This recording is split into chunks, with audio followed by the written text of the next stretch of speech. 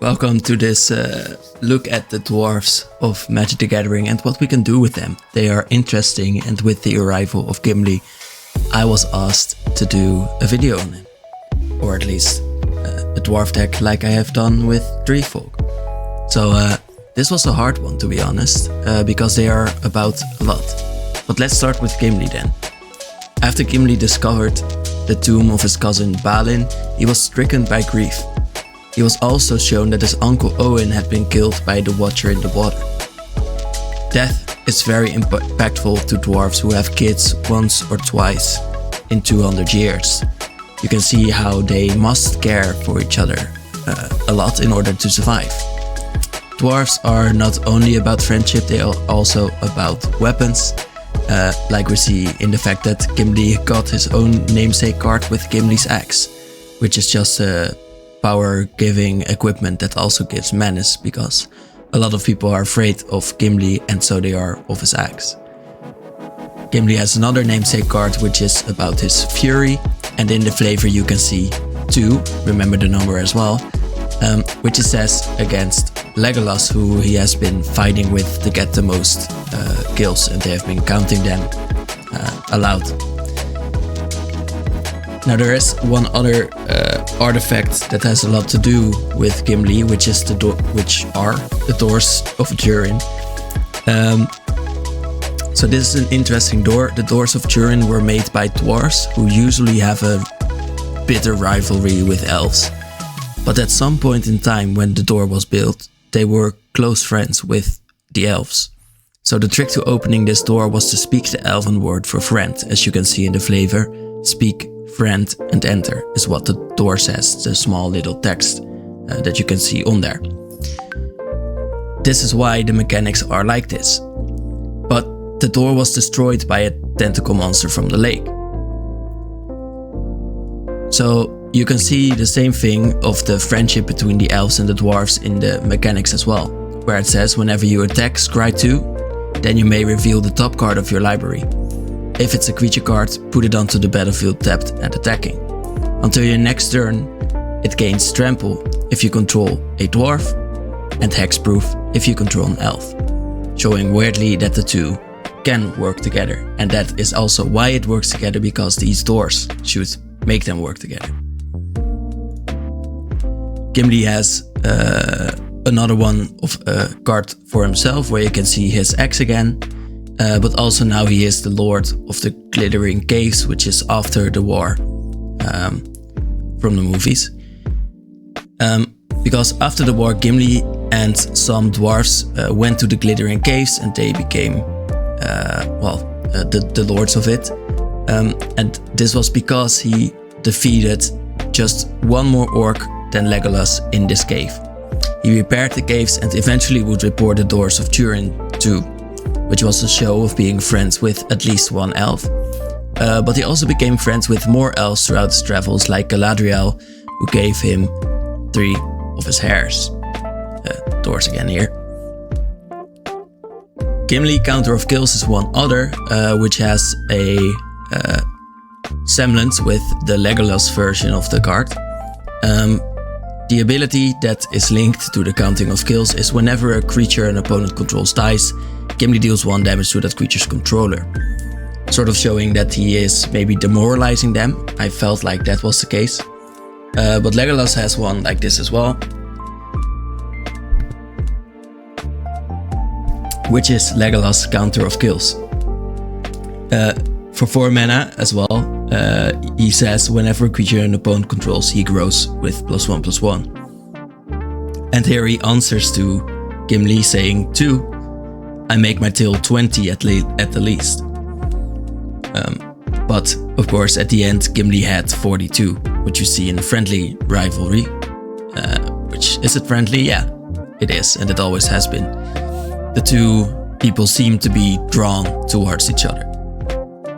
Also note this orc that is seemingly looking cute while he has an arrow in his heart.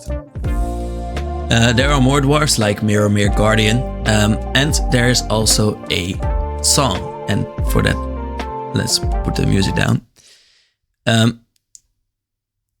Wait, maybe let's do it for myself. So the song goes like this. The world was young, the mountains green, no stain yet on the moon was seen, no words were laid on stream or stone. When Durin woke and walked alone, he named the nameless hills and dells, he drank from yet untasted wells. He stopped and looked in mirror, and saw a crown of stars appear. So this mirror and the stars that you can see in it are mentioned in the song as gems upon a silver thread above the shadows of his head. The world was fair, the mountains tall, in elder days before the fall of mighty kings in Nargothrond and Gondolin, who now beyond the western seas have passed away. The world was fair in Durin's day. And Durin being the lord of the dwarves, or who started maybe the race of them. A king he was on carven throne, in many pillared halls of stone, with golden roofs and silver floor, and runes of power upon the door. The light of sun and star and moon, in shining lamps of crystal hewn, undimmed by cloud or shade of night, there shone forever fair and bright. Their hammer on the anvil smote, their chisel clove and graver wrote, their forge was blade and bound was hilt, the delver mined, the mason built. This is interesting because this goes into what dwarves are all about in Magic the Gathering as well. Blades, runes and magic maybe, building things like maybe vehicles, and metal wrought like vicious mill, buckler and corselet, axe and sword, and shining spears were laid in hoard. Unwearied then were Durin's folk, beneath the mountains music woke. The harpers harped, the minstrels sang, and at the gates the trumpets rang. And this is interesting because in the dwarves of Middle-earth we never really see them sing a lot. But music was a big part of these people. It's like a whole 4 lines at least in their song. The world is grey, the mountains old, the forge's fire is ashen cold. No harp is rung, no hammer falls, the darkness dwells in Durin's halls. The shadow lies upon his tomb, in Moria, in Khazad-dûm. But still the sunken stars appear, in dark and windless Mirror. There lies his crown in water deep, till Durin wakes again from sleep. So he will be resurrected, is one thing. Yeah, I feel the most important part here is that the dwarves have a lot of sides, but we often forget that they also like to make music. So, moving on. Dwarves are all about many things. They are mostly about building stuff. And one of those things that they like to build is artifacts. So we see this, for example, in Sram, the senior edificer, which is the first dwarf that has been doing multiple things.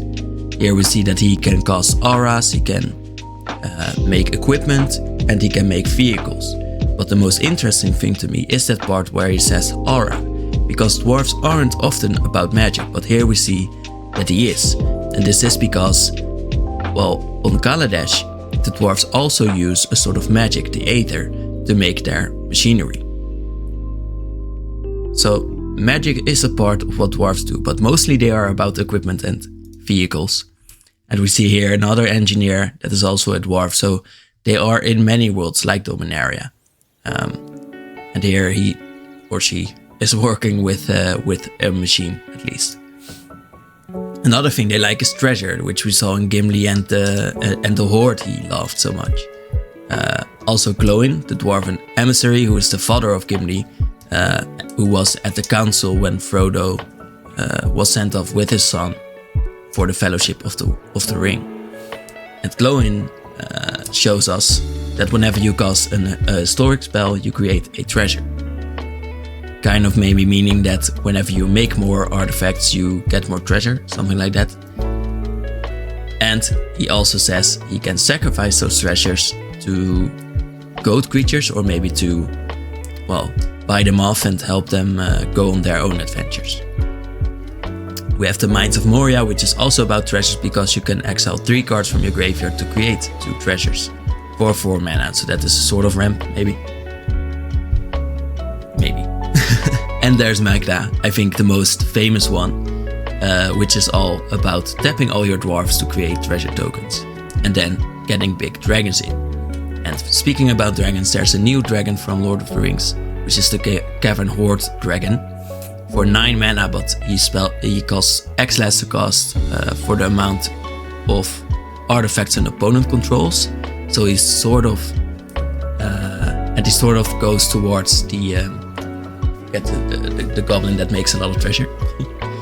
He has Flying, Trample and Haste, which is good of course, and whenever he deals combat damage to a player, which he probably will be able to do, you create a treasure token for each artifact that player controls. So you can see how you can gain a lot of treasure from that. Then we have There and Back Again, which is the card that makes Smog, but Smog, the 6/6 dragon with flying, as when this creature dies, create 14 treasure tokens, which is all about his horde that he defends. In this deck, I would also suggest you would play other doublers for treasure like Zorn, which also features a dwarf, which is kind of flavorful. And these are the people that, or well, the elementals that love treasure. They eat them, and that's why he creates 1 extra treasure for every time you create treasure. Dwarves are about more like legendaries, which is a little bit of a new thing.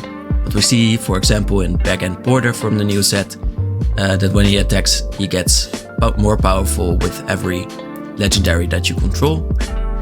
And then there has been Cadric already, which says the legend rule doesn't apply to tokens you control, and whenever another non-token legendary permanent enters the battlefield, you may pay 1 to create a non-legendary copy of that, which gains haste and then has to be sacrificed. But here you can see how he uses dragons again to be doubled. So one thing that I love about this, actually, that I am just now learning, is how closely dragons and dwarves are connected. And I feel like this is maybe because dragons and dwarves both love treasure. They're also both pretty loyal usually, so maybe something around that. But in this legendary class, I guess, you would need a lot of other cards, and it wouldn't be about the dwarves really that you are playing. Maybe you are playing with Cadric, but it's not your main focus, perhaps. Bard class says legendary creatures you control enter with a +1 counter on it, but mostly we are interested in this part, where legendary spells you cast cost a red and a green less to cast, which only reduces the colored mana you pay. And then whenever you cast a legendary spell, exile the top 2 cards of your library and you may play them this turn, allowing you to combo off really fast with cheap legendaries like Hajar, Loyal Bodyguard, which will be free with that. So powerful card, but I feel like you need to be in 3 colors with this, because red and white also have a lot of things going for them.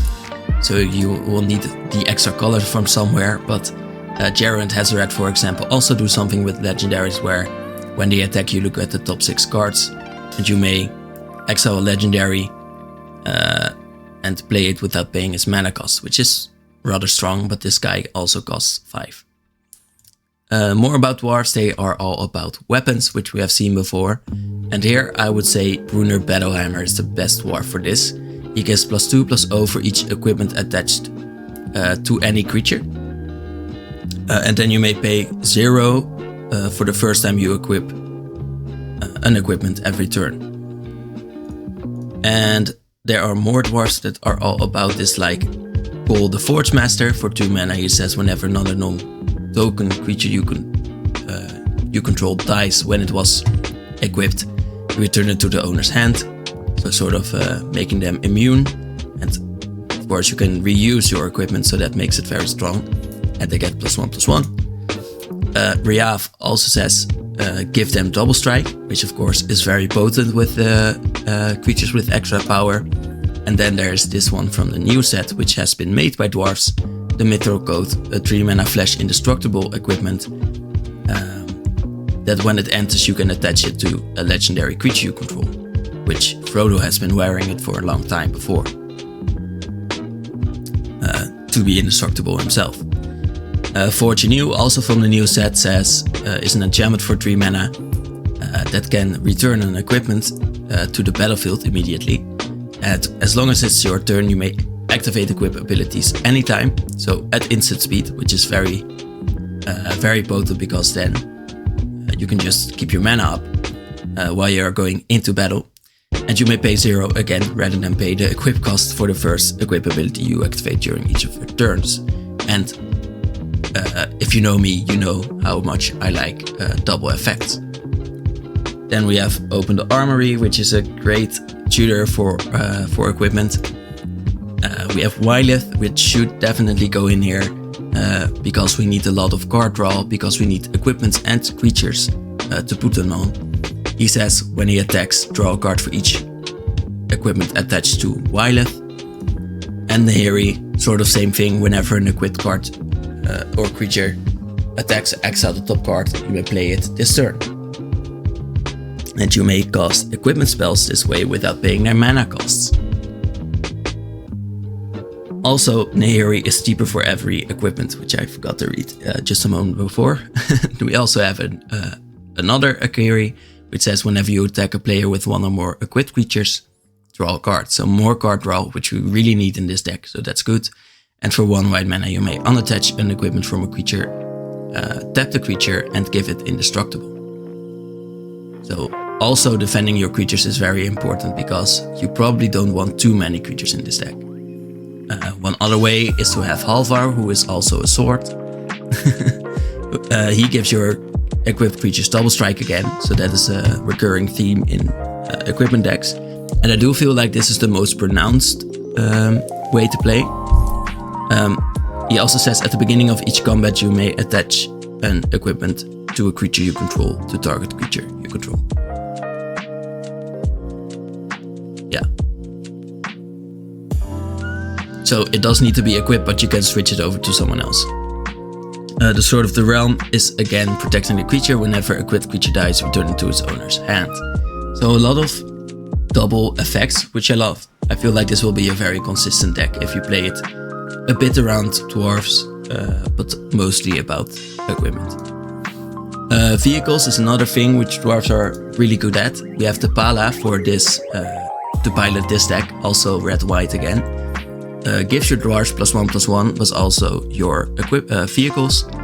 And when she becomes tapped, you may pay X mana, so you will always want to do this. So always keep your mana for this effect, because it is the strongest effect here.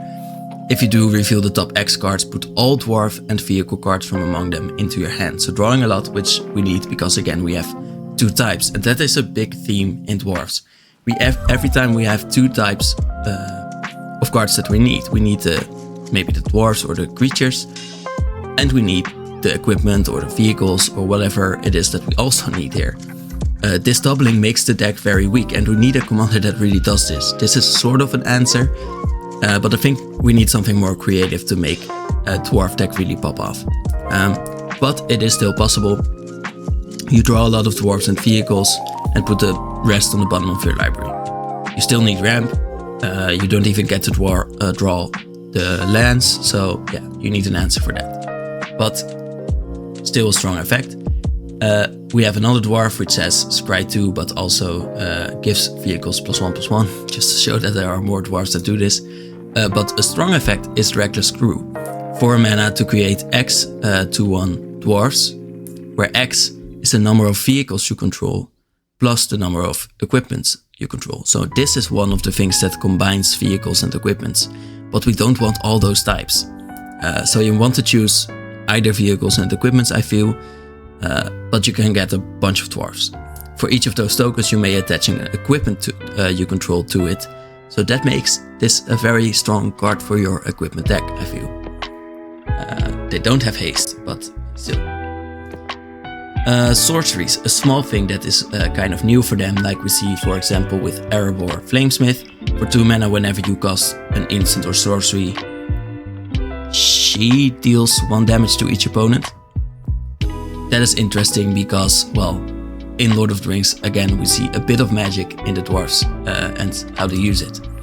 But it has been in Strixhaven, for example, as well, where Radiant Scroll Wielder, this dwarf, gives your instants and sorceries lifelink. And at the beginning of your upkeep, you exile an instant or sorcery at random from your graveyard and you may cast it. So yeah, they know magic, but this one knows it because of the runes. So one theme we see with magic is dwarves use magic, yes, but they also instill it into something. A scroll, or like we saw before, a sword, or here with some sort of vehicle maybe again. Stormkiln Artist says create a treasure token whenever you cast a sorcery spell, which is very strong, which is why it's so expensive. But yeah, they need something, and because the dwarves need so many things, it makes them a lot weaker again. But okay. Thorbrand, Thane of Redfell is one thing that you can play. It gives your red permanents 2 extra damage for every tick, maybe. So Thorbrand, for example, combined with the Kiln Artist, makes for a very stormy effect with a lot of shocks maybe, or whatever you want to use here. We also have a theme called Friendship, where dwarves want to return your creatures. So for example, whenever another non-token creature you control dies, you may return it as a copy of the creature that is also a spirit.